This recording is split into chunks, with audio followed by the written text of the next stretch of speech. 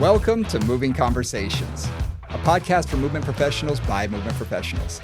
If you coach, train, or teach movement, Pilates, or fitness, then this podcast is for you. With more than 60 years of experience in fitness and Pilates, your hosts, Brian Ritchie and Nora St. John, explore the science of human movement, diving deep into the facts, myths, and common misconceptions, hoping to spark thought and conversation about how we view fitness and movement. Now, let's jump into Moving Conversations. And welcome back to Moving Conversations. I'm Brian Ritchie. Joining me as always is Nora St. John. Good morning, Nora. How are you today? Very well, Brian. How are you? Doing good. Yeah, everything's going good. Back in the saddle, so to speak, after our trip out to Phoenix. So yeah, everything's going good. Nice. Clients treating you well? Did they all miss you? Oh, horribly. No. Yeah, it's always interesting when you're away for 4 or 5 days. You come back and for some reason you have an experience and you're slightly changed. Yes. Even the slightest bit, you're changed. You come back, nothing's changed. Everything's exactly the same. It's kind of like, oh yeah, this is just how I left it. Okay, just a little bigger stack of stuff on the desk. Yeah. The parallel universes, right? Of the travel universe and the back home universe. Exactly. Yeah, we're going to have a lot of that this summer. Absolutely. No, both of us have got a lot of ins and outs and traveling to do. It'll be interesting. Yep. It feels like it used to feel in the pre-days, the before days. I was thinking a little bit, starting to feel like that. Well, what's funny is at the beginning of the year, I have a whiteboard here and I take off all the dates for all my teaching for last year because I keep everything up. So I can always see what I've done. Yeah. I erase it all. And then I look at the blank board and I sort of get depressed. I'm like, oh man, I don't have anything planned yet. Oh, poor me. And then, things start filling in. And now I'm like, oh yeah, wow. This summer is going to be a busy summer. Exactly. It's going to be a very busy summer, which is good. good. I think I got nothing happening. Oh yes, I do. Yeah, we got a few things happening. Indeed. So with that in mind, we're trying to figure what to talk about today. Yeah. And we've been talking a lot about all the guests we want to have on and kind of new things we want to explore. But one of the things I realized we haven't done, particularly as regards Brian's background, so there's a secret agenda here, is just how we learned what we learned, how you gather the information that is useful to become a teacher, to become a movement professional. Where do you get that from? And how did both, Brian and I in different ways come to where we are, which is, just loving what we do, totally passionate about it, have careers that are extremely fulfilling. And how did we get there? So a little bit, that was kind of our thought, to give a little bit of inspiration, a little bit of thought for you, maybe inspire you to go out and really dig into some things you're interested in. Yeah. It's interesting when you talk about, who influences us, because everybody that I meet, everybody that teaches me anything goes sort of in that pile. And I have countless teachers. Now, some are much larger portions. I mean, if it were a pie graph, there are some that have huge wedges, obviously. Yeah. And then there are little some slivers, just slivers that I learned from here or there, a little bit. But every single person that I come in contact with, I like to learn something from them. And I think you're very similar. We talk to someone and I find them fascinating. And they could be any job. I tell a story. I was at a party once and it was one of those, forgive me, it was a boring party, Washington, D.C. type. Everybody was trying to outdo each other, what wines they buy, all this kind of stuff. And that's not me. That's not me whatsoever. Yeah. And there was someone quiet sitting in the back porch. And I walked over to him and I introduced myself, and his name happened to be Brian as well. And I'm like, oh, so what do you do? And he says, I'm a professional drag queen. Okay. And immediately I was like, you're going to be my best friend tonight. Exactly. Let's talk. How does this work? This is awesome, because when do you get a chance to discuss, talk, share? And he was so happy that anybody was willing, because he was just one of the neighbors and didn't really fit in. And to me, it was like, wow, you are the most interesting person here by far. I love this. Let's just talk. And I hung out with him all night. He Nice. was wonderful. And, it's just one of those things that you can do that in any situation if you're willing to Yeah. listen. Yeah. Yep. If you're Absolutely. willing to listen and not put yourself first in the conversation, Mhm. you can find out so much about people. And so many unexpected things. I love that. Absolutely, absolutely. Yeah, it's always amazing to me when you just listen. Yeah. And Yeah. Yeah. a client of mine, I you and I are very similar. We're both somewhat introverted. We both, are, the quiet ones in parties and things unless we know people. Uh, and one of my clients who's pretty gregarious, I was talking to him about it and he said, "Oh, it's easy. Mhm. Just listen. Yeah, Ask exactly. questions. Yeah. Yeah. Everyone wants to talk about themselves. No one really wants to listen to you. They want to talk about themselves. So if you show general interest, you could talk to everybody in the room all night long and never be bored." And I thought, that's pretty genius. Yeah. Yeah. That's pretty true, actually, And it in my is. experience. Yeah. It really is. So I find that everybody has been a teacher of one way, shape, or form. But for movement, because that's really what we're talking about, I think there are a few highlighted, and I'm sure you have a few as well. So one of the things, so similar to your pie story, when I turned, this is random, but when I turned 33 and a third, I decided I was a third of the way to 100. And a lot of members of my family have lived well into their 90s. So I thought, well, maybe I'll live to 100. So this is the first third of my life. And well, partly because of just where I was. I was moving forward in my life and being a teacher and being a Pilates teacher and all that. And I said, oh, well, apparently I'm going to be a teacher. Apparently that's what I am. So I actually went out and I bought tea lights and candles to represent every teacher that I had ever had in my life. And I brought them back to this little, at this point, I was living in this little tiny studio apartment in Oakland. And I basically put all the tea lights out and I basically said, sent like a little gratitude to every teacher I'd had. I Wow. had 150 tea lights going by the end of this experience because I was just looking back through all the people that have been important to me and all the people that have taught me something from the positive side and the negative side. And clearly, as you said, there's some that are, big parts of the pie and there's some that are less.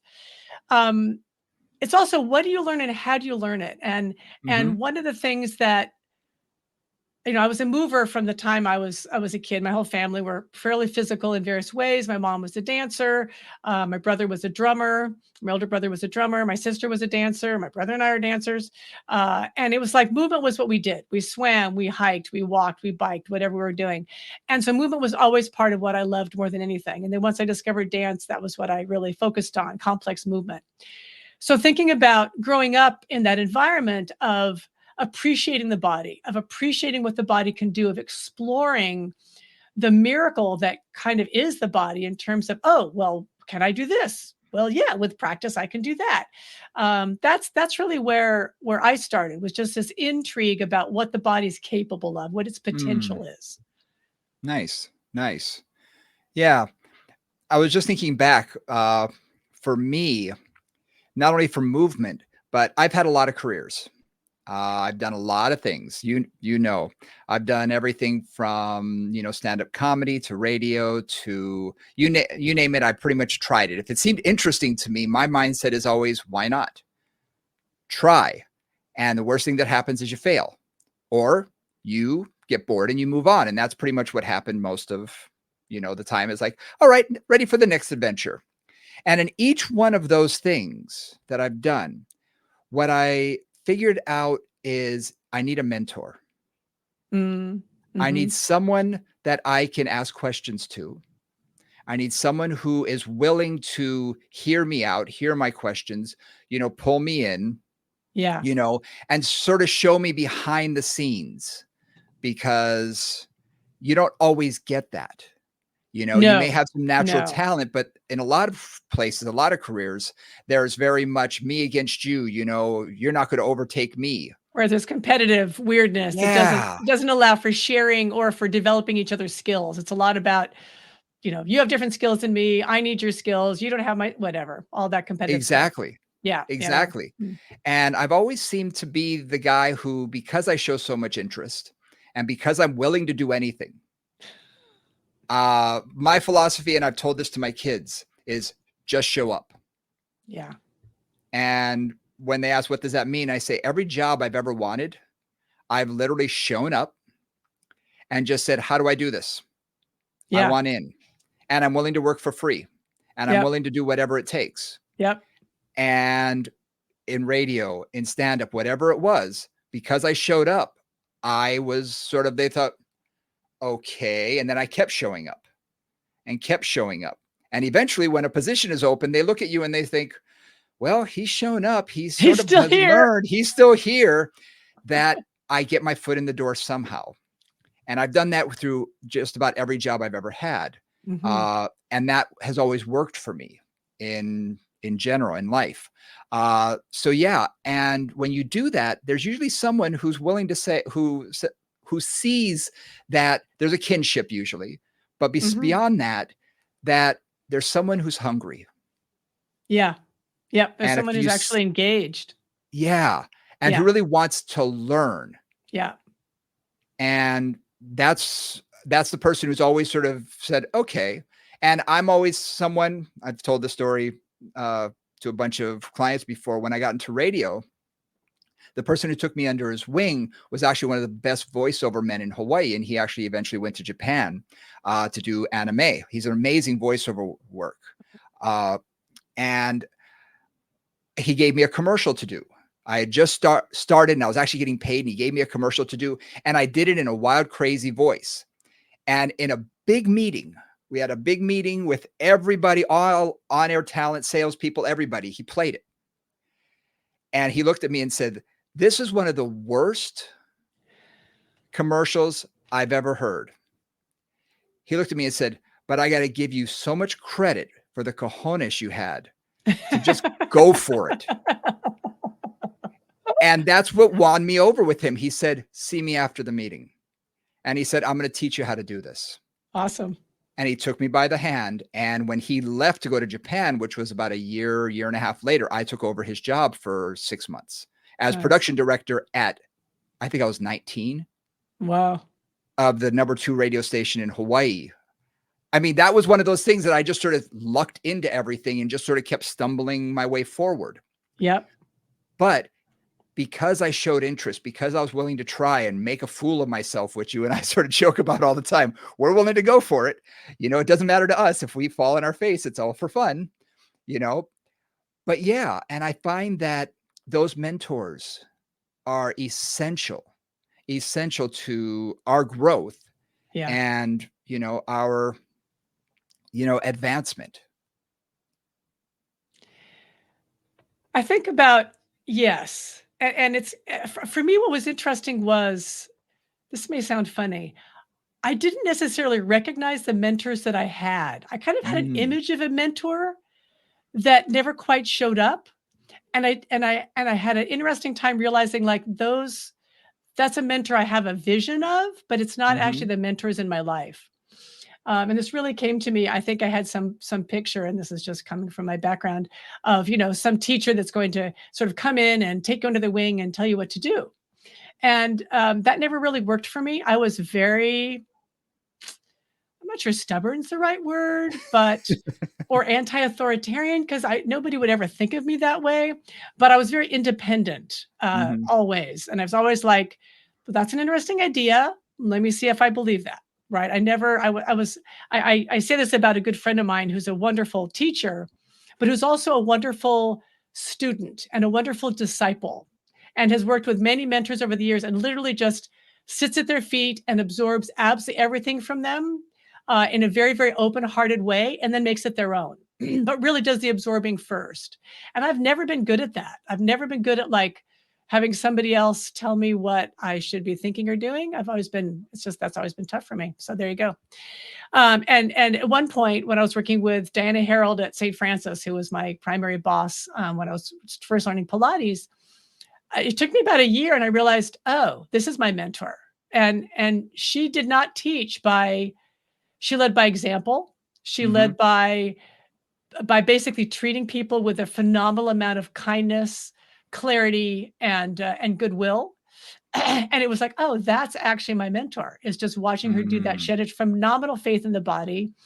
She had this ability to take a client who, I would look at it and go, wonder if they're ever going to get anywhere because they're really got a lot of issues going on. And 3, 6, 8 months later, they'd be doing something crazy on the Cadillac. And it Nice. was because she just very gently, I call her like the hill brake of Pilates teachers. I used to have a Subaru when I used to, drive my Subaru in San Francisco, and there's all these giant hills, and it was a stick. But if you were on a hill, it would keep you from sliding backwards when you were in between gears, right? So, and she was like that. She just kept people from sliding backwards, and she would just keep gently marching them forward. Again, not with force, not with will, not from power, but really just from kindness and good-heartedness. And that Nice. was that was the mentorship that I needed at that time, and still, is ongoing for me. Yeah. I in what you described yourself, I'm gonna say strong-willed because I find myself to be the same way. I buck authority. Probably in movement, my very first, mentor was my mother. She was one of the top personal trainers and eventually became one of the top, Pilates instructors in Hawaii. She had her own studio, and brief how I got into this was I was always interested. I grew up very overweight. I was a big boy, 420 pounds at one time, and lost the weight, got into fitness, working out, all that sort of thing. And if you've ever been around someone like your parent, you sort of absorb around the dinner table things. I absorbed the gym without even knowing it. So first time I walked Mhm. into a gym, I felt comfortable. I felt, yeah, I know what to do. Did I Yeah. really? No, but I felt like I did because she always talked about it. So it felt comfortable. It didn't feel, It wasn't foreign. foreign. No, it Yeah. wasn't alien. You're comfortable, And which gives you the base to be confident. Even absolutely. even if you don't know what you're doing, it's like, "Okay, at least I got this. I'm okay, and I can move forward." Exactly. Yeah. And she injured herself. She went on vacation. First of all, Hawaiians, we're not supposed to ski. That's number one. Every adult that's learned to ski from Hawaii that I know has injured themselves. She decided to go skiing one year and tore every ligament in one of her Oh knees. god. Her whole lower leg did like a 360. It was Oh, horrible. not It was good. bad, real bad. And she called me up right after it happened and said, "You're interested in what I do? Do you want to do this?" And I said, "Well, I'm thinking of," and she goes, "No, you have to say yes or no now because I may lose the business. I'm going to go into surgery in a few days.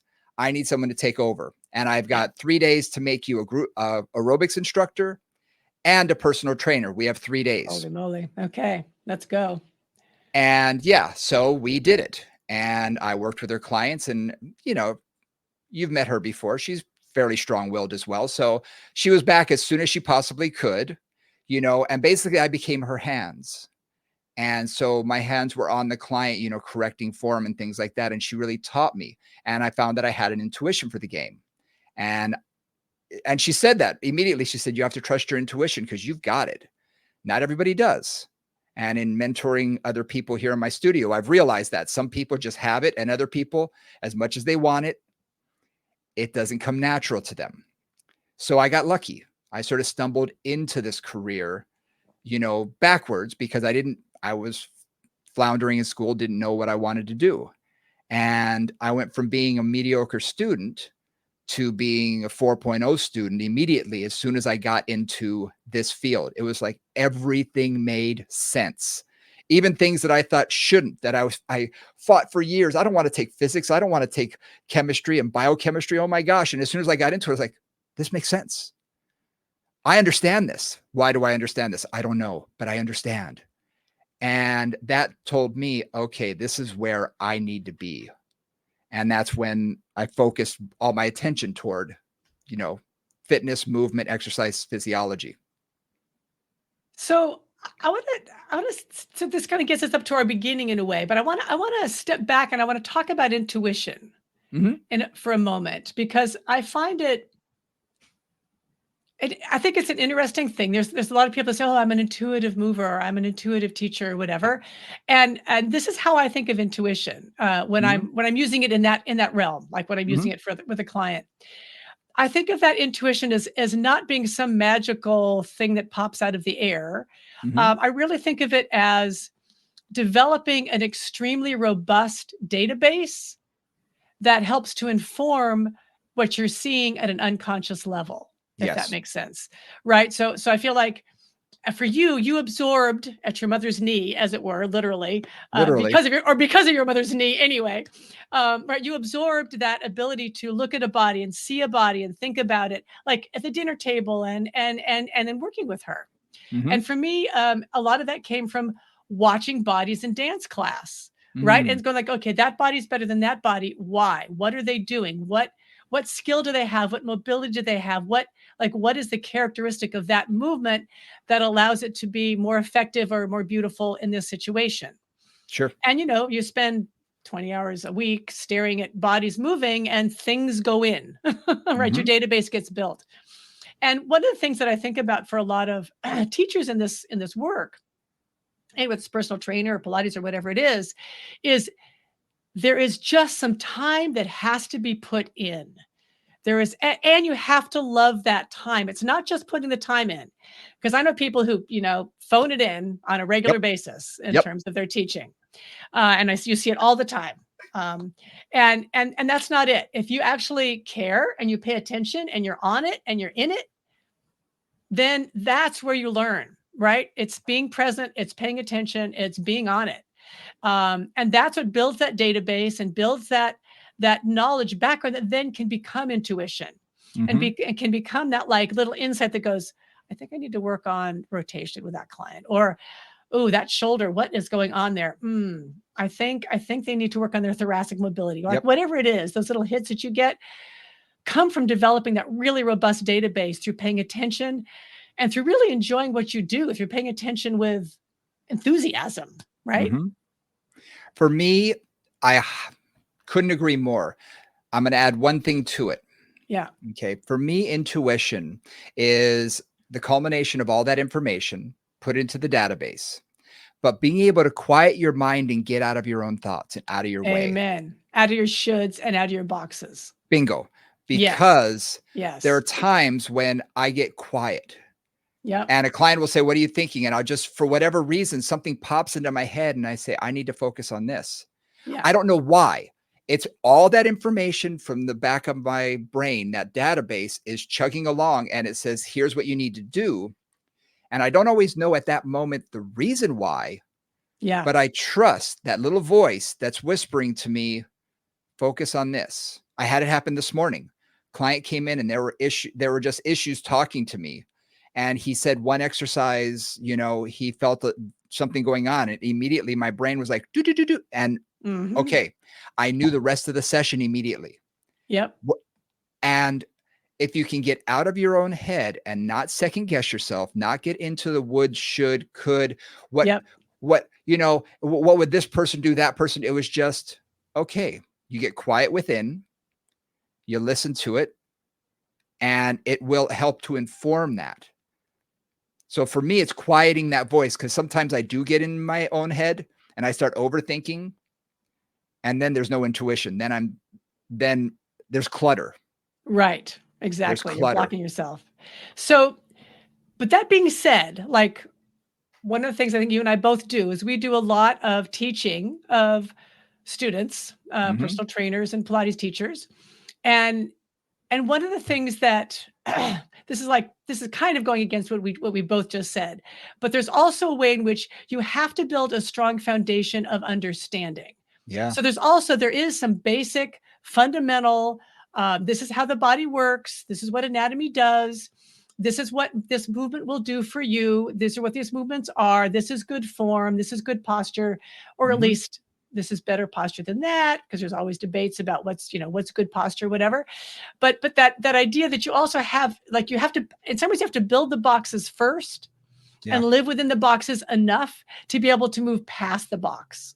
Mhm. Yeah. So it's like I think about for Pilates teachers, we've got so many ridiculous, large number of exercises in the Pilates world, right? So somebody first has to just get familiar with teaching all those exercises. Like Mhm. just teach these exercises. Don't think about what's happening. Don't worry too much about whether they're doing it right or wrong. Just kind of get them down and figure that out. Step one. Mhm. Same thing with personal training.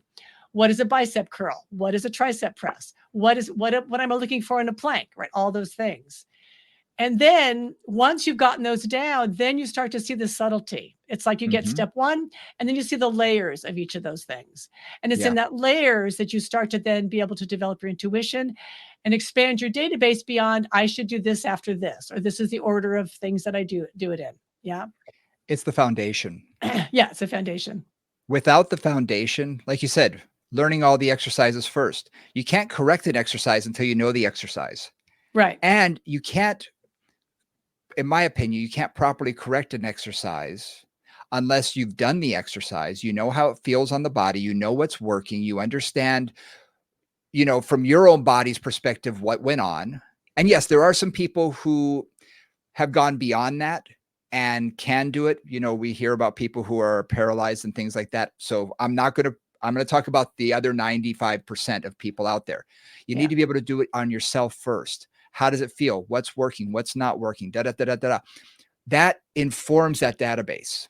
It Yes. builds up that foundation so that when you have all of that together, then you can make those intuitive, choices and come from a place of solid background. It's not guessing then, Right. because some people say, "Oh yeah, I train by intuition." Okay, that could be guessing. It could be guessing. It could be making stuff up. Right. Or it could be genuine. Like I don't know. Could be. And without knowing the person, I don't know any of those things. Exactly. So, in terms of how you developed a lot of the skills you developed, I Mhm. know you went to school, right? So you Mhm. got your degree in one of the many things Pennies. they've Yep. called it over the years, right? Exactly. Physiology, movement science, Yep. sports Yep. medicine. Like there's so many names they've called that over the years.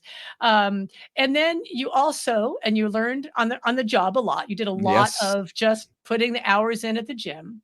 Yep. And then you also went through this whole program of the medical exercise specialist Yep. program. So talk Yep. about how that maybe informed what you did or added to what you did. I would say that was probably the how should I put this? When working at a gym, you see most of the people you're going to see at a regular typical gym are going to be the back then about 90% of the people who had no injuries, who are just coming in to work out. Yep. And what I found was that through my mom's facility, we had a lot of injuries that we were working with. A lot of people coming after physical therapy and whatnot. So I learned a lot without knowing what I was doing. I kind Yeah. of learned without Yeah. knowing any background about it. But Yeah. that's Yeah. okay. That's how I started. And then I was told, here's a program, the post rehab conditioning specialist program. You should do this. And it was created by a gentleman, Dr. Mike Jones. Uh, and when I took it, it blew me away immediately because it was all the stuff that I was doing. It gave me a reason that I was doing the things I was doing and told me a few Yeah. of the things that I didn't know. And I thought, oh man, I got to change that. Okay, I was making a mistake there. So it Nice. guided me. Nice. And that was sort of his first step. It's the American Academy of Health, Fitness, and Rehab Professionals. And that was sort of the first certification. Then there was the medical exercise specialist. And I went to Toronto and I did a 5-day course with him and really got to know him and really got deep into the program and went out afterwards and started practicing on my own. A couple years later, did the program again. It came into town and he asked if I'd be interested in just assisting. Sure. And I found that by doing the program again, after having a few more years of background, Yeah. of practice, I learned Yeah. a lot more. I was Yeah. like, oh, wow. And I asked him and I said, wow, you really changed. You taught a lot more. And he laughed and he said, I've been teaching the same class exactly for the past so many years. I said, really? Yeah. And it, You just and you're able to that's take in more. bingo. Mhm. Bingo, because I was like, Yeah. "Oh, based on all those clients that I saw in the meantime, I built up my foundation much further so I could apply different knowledge that was giving me. Yeah. And, I eventually began teaching for him and teaching, that was years ago. And, he really did help me a lot become, in my career, what I was. Uh, and also as a teacher, because he allowed me to go out and teach his information to help him go out there and teach. And much like, in balanced body and Pilates land, you become a master instructor. I was one of the few master instructors that he trusted, and I appreciated that. And eventually I went out on my own and I developed my own style techniques. I worked with balanced body and all that sort of thing. But he was sort of that next line for me that was, okay, he has a lot to teach me. Yeah. I just need to listen and absorb as much information as I can. And that was really important. So sometimes how I see these things is, and this is how I learn anyway. This is just my particular style. Is I find that I gather a bunch of data, and then I look for the structure that makes sense of it. if Mm, you want to put it that way. So it sounds like you had the experience, and I love what you said about how you took the course and it structured your understanding. Is that a yeah, way to put that? Like absolutely. sometimes a course just gives you the structure to put the information you have in boxes that make more sense. Yep. Right. So it's kind of like that information that's floating around in your head in this sort of amorphous form suddenly has like some structure and some clarity to it. Yep. And then what I really loved was, and then you went, years later, did the same thing and was like, you've added a lot of things to this. It's like, no, I haven't. You are just able to take in information at that next level. Yes. Right. Like I think of so many.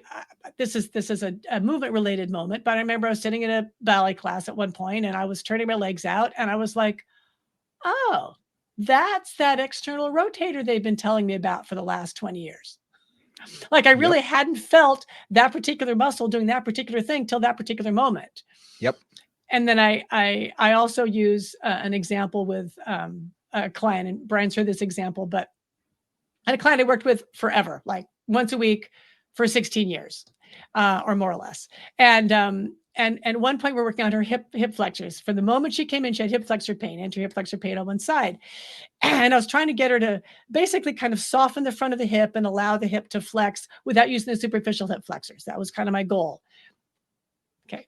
16 years later, 16 years later, once a week for 16 years. Okay, that's 50 anyway, a lot of sessions A later, lot. a lot. I was having her do a sort of actually a resisted hip flexor exercise on the trap table, I believe. And I said, okay, just like imagine that instead of like hinging at the hip, that you're going around a pulley. Just imagine like it's like a pulley. And she said, why didn't you tell me that before? And it's kind of one of those things like you look back over all the times you've tried to say that exact thing. And this was the moment 16 years later that it clicked. Yeah. And this is one of the things that, I say about teaching all the time is until you have essentially, I think of it as the lock and key, right? Until you have the lock that is ready to be opened, that key is just going to keep banging you on the forehead. Yep. Right. And then once you have the experience or you have the opportunity, you need that information, there's some motivation, then that key can go in and actually turn the lock and let you into that next piece of information. Yeah. We've all had those clients that, or what I think is the worst and ticks me off the most is, I've been saying the same words. I've tried 50 different ways to cue and I Yes. get close and it's not quite there. And then they No, go and work with someone else one time and they say, well, they said such and it just worked. I'm like, "Mm." exactly. I and I use those same words. They needed Uh-huh. to hear it from somewhere else. I built up Exactly. that foundation and gave them You all that did. structure, You but that built the lock. I built the lock. You And built the lock. suddenly someone else's key is what it took at that Yep. moment Yep. to open and suddenly and over the years, I've learned not to take it personally now, and I say, "Oh, that's Good. awesome. Right. Good. Thank That's God, awesome. finally. Yeah. I'm glad it worked for you." Even though in my head, I'm just gritting my teeth saying, "You son of a gun, I can't believe you're gonna think that person was a genius, and I've been wasting your time for the last 20 years." Urgh. But yeah, you kinda need that. Yeah. And I think that you're right. It created a structure. This program created a structure that I needed because, like you said, I had been working with all these clients that had these issues. And what's interesting is now that I have people who mentor here, is I tell them, I said, look, the best place for a physical therapist or a physician to go and work after they graduate is a hospital because they're going to see 1,000 hips, a Yeah. 1,000 knees, and a Exactly. 1,000 low backs within a year. And they're going to get those reps. You know, if you're in a Yeah. private practice, you're going to see the same few people Yeah. each week, Yep. and you're going to get really good at a few things, but you're Right. not going to have that repetition that you Yep. would in a clinic sense. Well, I say working in my facility, we see so many of everything that I say you're going to get that experience on a movement basis from either Pilates or personal training because we see so much here. And Yeah. you're going to see low backs, you're going to see shoulders, you're going to see knees, you're going to see hips, you're going to see all of this. And after a few months, they're like, "Oh my gosh, you're right. Everybody's got an issue." I was like, "Yeah, that's why they come and see me, is Right. because this is what I do." Yep. And, I'm not a physical therapist. I'm just helping them manage their condition with exercise, Yep. and that's what the medical exercise specialist did for me, was give me that structure to build upon. Again, that was my foundation. Since then, I've built upon it a lot more. I've done a lot more research. I've put a lot more into that bucket, Yeah. Yep. you know? Yep. And the Mike, Dr. Jones, he said, when you have, you know, when you're first starting out, you're given a bucket, Yep. and then you're given like anatomy, some of the basics, and those are Yep. rocks. Those are big Yes. rocks. You're going to put those Yes. into the bucket. Well, the bucket's full now. Well, eventually, something else comes along, more information. Well, your bucket's full, but now you have pebbles. Can you fit the pebbles in there? Absolutely. So pebbles are now Mhm. going in there, taking up space. So you're building upon that original information. And then can you put more in there? Oh, even smaller pebbles. Oh, even smaller stones. They'll fit. And eventually, after everything else, and at the level I think that you and I are sort of at, is when you're adding sand, where you're Yeah. filling in all those nooks and crannies of all that information that you've spent a lifetime acquiring and bringing together. And now we're filling in all the gaps, and we're wanting to learn more because that's going to fill in a gap that we didn't even know was there. Exactly. Exactly. So when I think about some other key moments in terms of learning. So, you know, learning how to teach Pilates was just being at St. Francis, being in a medical environment, teaching Pilates for 10 years with and we had really an open gym situation. So we typically have 3 or 4 clients slash patients for each instructor. And they would Mhm. just, come in during their hour. We would work with them. And so it was constant triage. Mm. Right, so it was constant problem solving. We didn't have privates. We didn't have like, I'm gonna work with this one client for the whole hour and figure things out. This one's coming in. Okay, their knees have flared up, their necks flared up. They can't lunge, blah, blah, blah, blah, blah. And we're running around the room trying to keep everybody going. Yep. So the stress of that, honestly, the positive stress of that was you had to figure stuff out fast. You had to make a Yeah. decision. You're not going to flex. You're not going to move your knee. I'm going to keep your legs straight, whatever it was, like kind of on the fly and quickly. So that was the first step. Then I actually went to do a Pilates teacher training program after I'd been teaching for 10 years because when I started there wasn't one with Michelle Larson in Santa Fe. And that was a little bit like in a inverse way, your medical exercise specialist. That was a formal, here's the Pilates repertoire, here's the exercises, here's something about them, here's where they go. Um, and that gave me two things. It gave me the structure that I built up in my head, but it wasn't very Mhm. clear, kind of like you said. And it also gave me that ability to critically think a bit, to go, Mhm. okay, what are the skills that each of these, because I knew enough. I mean, I've been teaching for 10 years at that point. So, and intensively. So it wasn't like the exercises, I wasn't learning the exercise. I was learning that next, like you said, the pebbles or the sand of that exercise. Yep. Right. We're not like where the springs go and where the legs go, but like, what is the body doing there? And what am I focusing on? And that's really where a lot of the whole idea of movement principles came from me. It wasn't the Mm. exercises. It was, what am I trying to do? What are the skills I'm trying to build?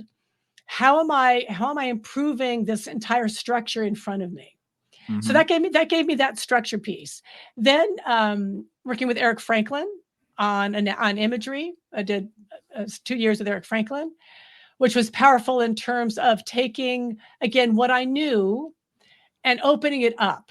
So Mm. his work really like opened up my way of thinking about things. So it wasn't so linear, it wasn't so scientific, it wasn't so cut and dried. That was really helpful there. And then the anatomy and clay, just to take anatomy into a way that I thought was really, really effective. Um, and then just a million people along the way, a million people Mhm. that I've talked to, like, let's talk about hip mobility. Let's talk about, so I'm Yep. thinking some of the conversations you and I've had sitting, sitting outside a conference. Yep. What do you do for this? What do you do for that? What's your approach to patellofemoral dysfunction? I Mhm. mean, simple stuff. And that learning from colleagues has also been really, really, really critical. Absolutely. That's where it does fill in the sand for me. Uh-huh. And Yeah. I've explained to people when, we started working together more closely, I said, "She's my mentor," but I said, "At the same time, I think that I'm also a mentor because we're learning from each other constantly." You know, Exactly. we're both bringing things to this relationship because we come from slightly different fields, but they're the same field, and we're always learning. And if we're receptive for learning because we want to, and I remember some of our first conversations sitting, down for, we're going to sit down for an hour, and like 4 hours later, I we're know looking at our clock going, "Oh, we it's just dinner couldn't time." stop. Yeah, we got to go. Yeah. Or, "Oh, I have to teach a class. Oh, I have to do it in 5 minutes. See ya." Bye. Yeah. And that was the sort of thing that was like, wow, a kindred spirit, but also someone that I can learn from. Yeah, And both those ways. people are, I want to say countless, but at the same time, over the years, I've created sort of a funnel. When you Yeah. first start out, there's a lot of them and you're learning from everybody. Yep. And I think you realize sometimes that some of them are full of it. Yeah. You, Or they're not your cup of tea. they're just They're just whatever. they're just they're just they're just this doesn't work for you, right? Right. And, but I think there are some people that you sit in their class, you're like, "Oh, wow, this makes no sense scientifically. This Right. just doesn't You're work for just me." wrong. Yeah, Yeah. wrong, next. So, you begin to funnel and you begin to take from here and from here and from here. Mhm. And the more I start talking to different people, a great example is Erica. The more I talk to her about, the neuro aerobics and things like that, I'm like, "Wow, that's fascinating, and I wanna learn more because I can learn more. This is Yeah. very interesting stuff."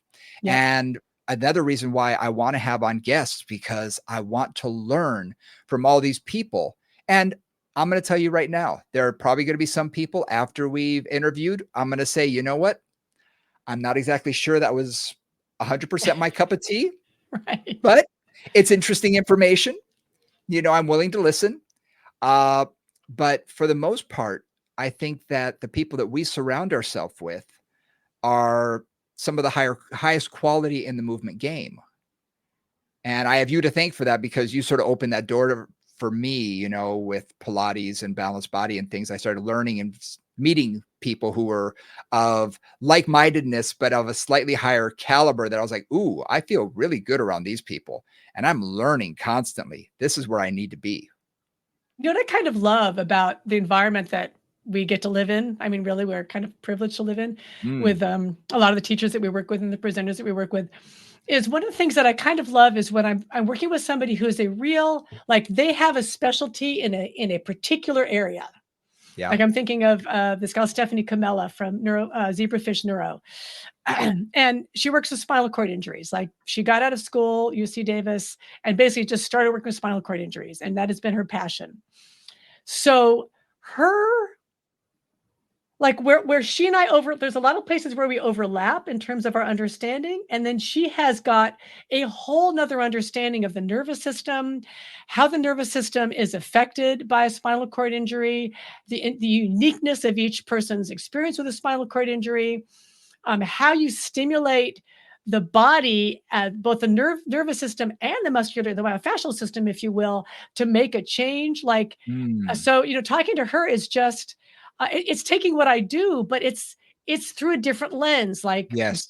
instead of looking it to the right, I'm kind of looking to the left, and it's the same problem solving, but Mhm, with a different toolkit and a different vocabulary. And I love that. Like that is so much mhm, fun because it's like she'll just drop like a little concept and it's, oh, like flaccidity versus spasticity, right? Which is mhm, kind of a typical thing in spinal cord injury stuff.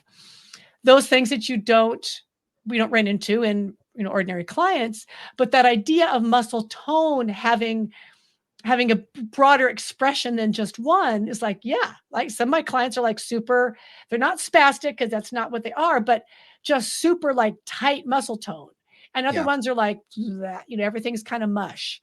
yep, And so those learning from people that have very strong specialties in particular areas, and then taking that into how I see the world has been incredibly valuable so many times. yeah.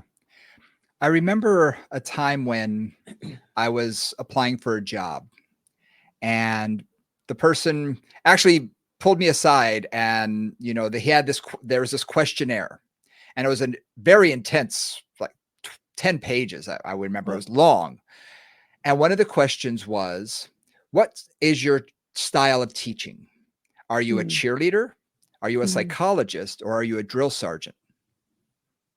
And I circled all of them and I said, all of the above and none of the above, depending on the client. Yeah, absolutely.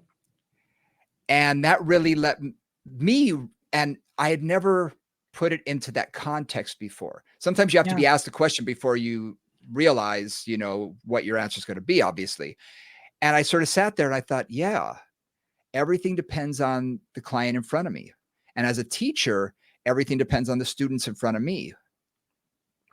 Because as you've discovered, sometimes you're teaching a course and you're getting no feedback and something's not clicking, something's not working. You got to change gears. Well, with clients, it's the same thing. Yeah. Sometimes it's just not clicking and you got to change gears really fast and be able to get them on track as quickly as possible. And sometimes they need to be poked with a stick, and sometimes they needed to be, guided with a carrot, you know, and sometimes they need to be hit over the head. I mean, there's the various ways of getting people's attention and getting them to the goal that we need them to be at. Uh, so I've always found that interesting, that question of who are you in your profession? Yeah. Yeah. And that Yep. that that came up when we were talking because I've had many different types of teachers.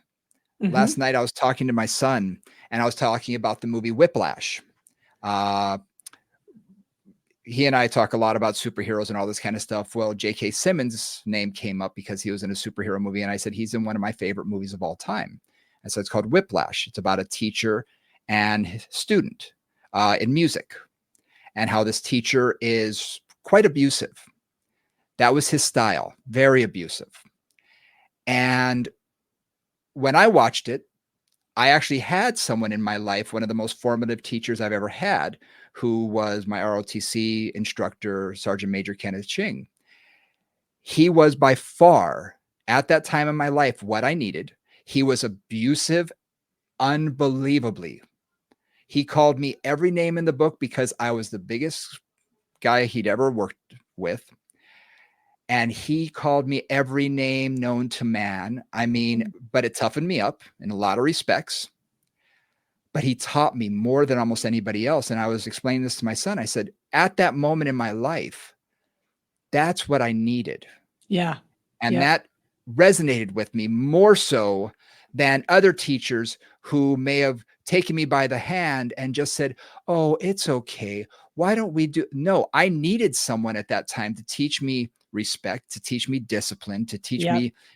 And I went back To to him to kick years to kick later. your ass, basically. Oh, I and mean, he it's did some, yeah. Yeah. Yeah. big time. And like I said, he was really abusive. Compared to now, he would not be able to get away with what he did. This was, Yeah. 20 some The odd years old ago. days. The old days, or more than that, for almost 40 years ago. But it's what I needed. And at a different time in my life, it would not have worked, and I would have told him where to go. And in fact, my final year, I'd had enough of that relationship, and I walked out and I quit because I needed to move on. Yeah. I had learned everything I could at that moment. But after I had lost the weight, because he did teach me discipline, he taught me how to stick to things and how to make it, how to make a mission happen. And I went back to him 7 years later, something like that. And he took one look at me and his face dropped. He said, "I never thought you could do it." And I said, "It's because of you. You taught me that discipline." And I wanted to thank him. And again, it's what I needed at that moment. And years later, I learned from a lot of other different teachers, different things. And there are times when you need someone to take you by the hand and show you one step at a time. Here's what you do here. Here's what you do there. And other times you need tough love, Yeah, you absolutely. know? And Absolutely. I find that, depending on where you are, what you need, that's the kind of teacher, hopefully, you're probably going to attract at that moment. That's going to help you if you're open to it. If you're open to it, not everybody's open to, that experience. That's a good story. That's a good story in so many ways because it brings up many things. It brings up the psychological aspect of what we do, right? Mhm. That 90% of what we do really is creating that connection with a client so that they can trust us, so that we can then do the work, right? Without Mhm. without some level of interaction that feels comfortable to that person, whether it's tough love or whether it's very nurturing, whatever that perspective is, without that cooperation in that relationship, you can't get anywhere. Yep. Right? Like that's kind of step one. And I think I think that also that requires the same kind of learning as whether they need to strengthen their hamstrings or stretch their quads. Right? It's the same kind of learning. It's understanding those personalities that walk in your door. And, Mhm. I'm sure for you too, I've gotten much better within that intake moment, right? Those first 5 minutes of the intake. Yeah. I kind of have a strong sense of their personality and which way I need to Yes. show up to match that personality in a way that's effective. And obviously you refine that over time. Yep. And that flexibility, right? Create that flexibility. So you can be the drill sergeant. You can be like a bit authoritarian and judgmental when you need to be. You can be, kinder and gentler and safer when you need to be, and somewhere in between. Yes. Yes. Right. That's part of that database building. Is not just the skills, but it's also the psychology. Yeah. And we all have our language. And Yeah. depending on the client in front of me and what they need, I have one person who wants more of that drill sergeant. He wants to just be told. And there are times when I'll say, "Well, that just sucked." And I Right. would never say that I'm thinking of No. other clients Right. Like where like I you would wouldn't just say, ever do that. right. I just say, Let's try that "Yeah, again. Let's do not what I something a was little different. quite looking for. Let's Right. adjust this." And Right. I just call it like I see it with him. He's a golfer. He wants to get his, I gotta Yeah. do this, and he doesn't want to waste time. So if Yeah. it's bad, tell him. Right. And Exactly. we Move have on. that relationship. Yep. So you have to learn as you go Yeah. and know where that relationship is. Like you said, you learn pretty fast when the person's in front of you what they're looking for or what they need. Well, Because you sometimes try. you try. So And well, so again, you comes out learn. to intuition too. You learn over Exactly. time. You learn over time. Like, okay, this person I've got to do this with. Yeah, Yeah. exactly. Exactly. So it is interesting that we have to modify our teaching styles, Yeah, you know, absolutely. and I find I'm sure you have to do it. You've mentored 1,000 times more people than I have. Uh, but I've had a number of interns come through here and a number of people who start, and I tell them, look, you may have your degree, you may have an advanced degree. This is going to be your PhD because you're learning on the job. You're going to learn with real bodies. This isn't Yeah. conceptual. This isn't Yeah. theoretical anymore. This Yeah. is real bodies, Yeah. and you can hurt them. Yeah. And one guy actually left because he hurt a client. I went out of town. I came back and she had emailed me, said, "I won't work with him. I am in so much pain." Mm. And when I came back, I spoke with him and I spoke firmly. I said, "Look, here's what happened." and he Uh-huh. couldn't accept the fact that he had hurt somebody because he Oh, thought he was doing all the right things. And again, I said, this is a learning experience. yeah. But he had a hard time. He eventually became a physical therapist. He went back, Mm. he went to Howard University and became a PT and has done very, very well. But at that moment, he couldn't take that feeling that he did the wrong thing, and I needed to be able to tell him at that moment. And again, as a manager and as a mentor, I have to do it just right because you say it too harshly, Yeah. you could lose them. You say it Yeah. too gently, they don't get it. And Yes. sometimes it's hard to, you know, yeah, you Moderate got to weigh that. that out. Where's that Yeah. balance? Yeah. Yeah. Yeah. And it Exactly. can Where be am I going to challenging. not crush their spirit, but tell them something challenging, right? They need to Yes, hear this. Yeah. absolutely. Absolutely. And I think we've all been on the other side of that before, Yeah. you Absolutely. know, when someone's told us, what we don't want to hear necessarily. And how we take it is how we grow. Yeah. Absolutely. Yeah. Hmm. So, yeah, so I've had a lot of teachers. I've had a lot of people who have influenced me in my life, that, I'm going to take this opportunity to say I'm thankful and I'm Me very too. grateful Absolutely. because I would not be where I am today and I would not be talking to you if it wasn't for my mom making that first introduction into this field. If it Yep. wasn't for Dr. Mike to bring me to that point and say, okay, here's a structure to build upon, Yep. you know, and then also to you for opening the door of teaching and being able to say, hey, I like your style of teaching. I think you have something to offer that we can use a balanced body and we can grow together. So, Yeah. and that was sort of yeah, this is the right place for me to be too. So I Awesome. thank you as well. So, No, it's hopefully out there, whoever's listening to this, like this is just an opportunity for you to reflect on your teachers, your yep. influences, where you want to go, how you want to get there. And I want to take one thing of what you said, which is do not be afraid to just go after that person you want to learn from. Yes. I say this in a funny way, but I'm going to say it this way. Um, when I was first doing my teacher training with Michelle Larson at Core Dynamics in Santa Fe, this after I've been teaching for 10 years, I realized that one of the emotions that was coming up was jealousy. Not in a bad way, not like not the green-eyed monster jealousy, but like I want to do that. Like I saw what she was doing, I liked her Yes. teaching style, and it's like I want to do that. Hmm. And so, so then I basically went, okay, that's what I want to do. Like it was clear to me that I want to start teaching. I want to figure out how to do this.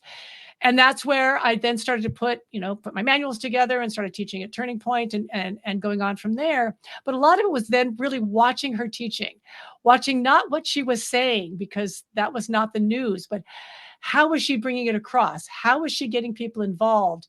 And most of the presentations I watch, I'm not looking for content. I'm looking for how are they teaching? How Yeah. are they engaging? Are they engaging? What's working with that? And so hopefully this will just encourage you guys to go out there. And if there is somebody you want to learn from, go learn from them. Like, Absolutely. find a way to if something really intrigues you and it makes you hungry, go find a way to partake of it. Many people in both of our worlds love to have students come and work with them. And a lot of us are teachers anyway. And just go out there and find that thing that really lights you up, because that's what's going to keep you happy. That's what's going to give you what you need for the rest of your career. And don't be afraid to ask for what you want, Yeah. because the worst thing that happens is they say no or not at this time. Yeah. That's the worst thing that can happen. The best thing is, all right, let's do that. Or Let's do this. let's start down the path. If now Yeah. isn't the right time, if like you're not ready yet, but I can help you find the way there, right? Yep. Jump on, man. Jump on it. That's how Absolutely. that's how that's how you grow.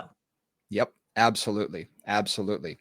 Well, hopefully you guys learned a little bit about our past and, our teachers. And like you said, I hope you were able to ruminate a little bit about the teachers from your past that, you know, inspired you, helped mold you. I think, in creating the body, I always say it's like taking a big piece of marble and chiseling it with a toothbrush. It's going to take a long time. Yeah, But you absolutely. know what? It's the same thing with us in our careers, Mm, because you meet someone else and suddenly another shape is taking form. You meet right. someone else and learn something else and another shape is taking form. And maybe what you saw that piece of marble being at 10 years ago looks different today than you thought it Absolutely. did. Absolutely. That's okay. You know, those teachers have helped shape who you're becoming and who you've become, and hopefully who you want to be in the future. So hopefully we've, you know, let you think a little bit on that. Yeah. Yeah. If you have any questions that you'd love to have us answer, or reach out to us, reach out. Movingcombos@gmail.com is the best way to get in touch with us. We're on our social medias. We're doing more and more on social media, so keep our eyes open on that. Moving Combos on Instagram, Moving Conversations on Facebook. And if you go to the show notes, you're going to see Nora's and my personal socials as well. So hit us up, subscribe, hit all the buttons. Check us out on YouTube. I think that it's really interesting. I actually was watching the one with Erica. Uh, it was fascinating to watch all three of us. And I thought it was pretty cool to have an opportunity to see facial expressions and things like that. Mhm. So check us out on YouTube as well. And until we see each other next week, for Nora St. John, I'm Brian Ritchie. We'll see you then. Bye, guys.